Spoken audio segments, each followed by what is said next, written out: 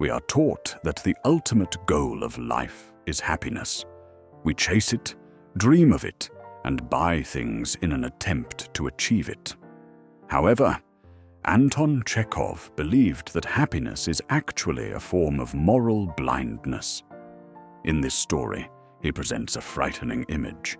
He says that behind the door of every happy, contented person, there should be someone with a hammer.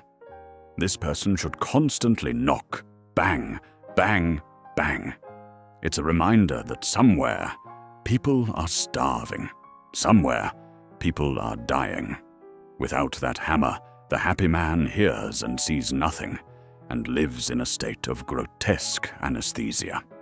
This is the story of a man who achieved his dream and discovered that it was a nightmare.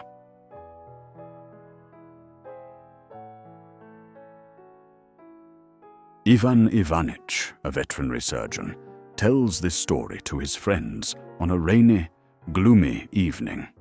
He tells them about his younger brother, Nikolai. Nikolai was a government clerk. He sat in an office for years, filling out paperwork, feeling his life slip away. But Nikolai had a dream. It wasn't a dream of saving the world or finding great love. It was a small, selfish, petty dream. He wanted to buy a small estate in the country. He wanted a river. He wanted ducks. But more than anything, he was obsessed with one specific detail. He wanted to plant gooseberry bushes. He would close his eyes and picture himself sitting on a porch eating his own gooseberries. This image became his god. In order to achieve his dream, Nikolai became a miser. He dressed like a beggar. He ate almost nothing. He saved every kopeck. He even married an old, wealthy widow for her money, not love. He kept her half-starved, denied her every comfort, and hoarded her fortune. The poor woman withered away and died within 3 years. Did Nikolai feel guilty? No, he didn't even mourn her. He took her money and bought his estate. He planted his gooseberry bushes. He had sacrificed his youth, his humanity, and his wife's life, all for a patch of dirt and some sour fruit. Years later, Ivan visited his brother to see this paradise. What he found turned his stomach. The estate was a mess. A nearby factory polluted the river, turning the water brown. And Nikolai had become fat. He looked like a pig. His dog looked like a pig, too. Even the cook looked like a pig.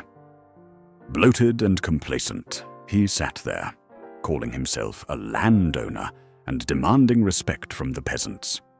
Then came the moment of triumph. The cook brought in a plate of the first harvest, gooseberries. Nikolai picked up a berry. He put it in his mouth. He chewed. Ivan watched him. The berries were hard. They were sour. They were unripe. But Nikolai looked at them with tears of joy in his eyes. "Delicious!" he cried.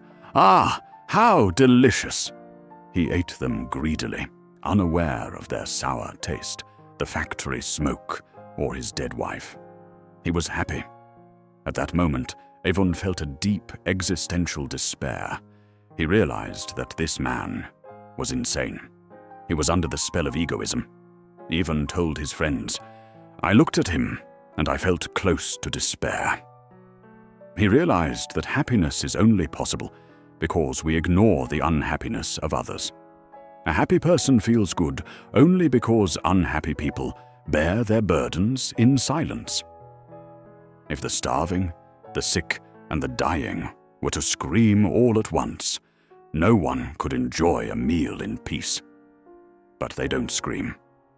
So we eat our sour gooseberries and think we are in paradise. Ivan ends his story in a state of agitation. He turns to his friend Alehin. "Don't be satisfied," he begs. "Don't let yourself be lulled to sleep. While you are young and strong, never stop doing good. Happiness does not exist, and it should not exist." But here is the final crushing irony of Chekhov. His friends, Burkin and Alehin, listen to his passionate plea. but they are bored. They don't understand. They just want to go to sleep. The rain falls outside. The man with the hammer is nowhere to be found. The silence of the night swallows them all.